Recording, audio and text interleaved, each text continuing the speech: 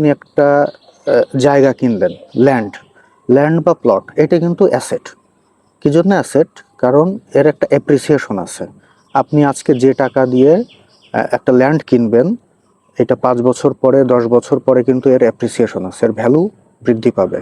তার মানে এটা হচ্ছে আপনার পকেটে টাকা নিয়ে আসবে 5 বছর পরে। এইটা হচ্ছে অ্যাসেট। গোল্ড হচ্ছে লং লং রানে অ্যাসেট। কারণ আজকে যে গোল্ডের ভ্যালু আছে, আপনি যে গোল্ড কিনবেন, এটা 10 বছর পরে বা 5 বছর পরে এই ভ্যালু থাকবে না। তাহলে গোল্ড হচ্ছে আপনার অ্যাসেট।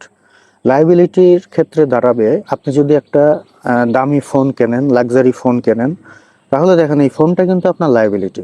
কারণ এই ফোন আপনাকে কোনো ইনকাম এনে দিবে না, বরঞ্চ এই ফোনটা কিন্তু একটা ডেপ্রিসিয়েশন আছে এই ফোনের।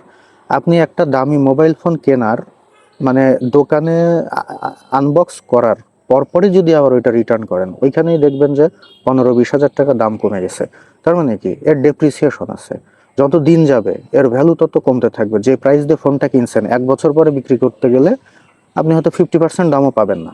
তাহলে একটা লাক্সারি ফোন বা একটা দামি ফোন, এটা হচ্ছে আপনার লায়াবিলিটি।